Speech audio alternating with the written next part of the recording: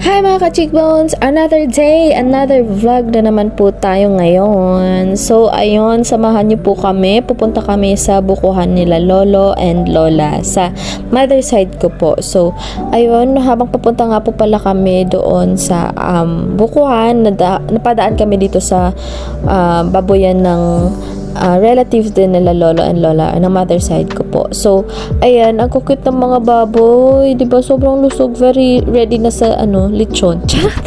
Lechon agad, kawawa naman. Pero ayan nga, natuwa nga kami dyan, guys, kasi ang dami nila. Tas ang lulusog talaga, very pink. O tingnan mo naman, ang cute, 'di ba?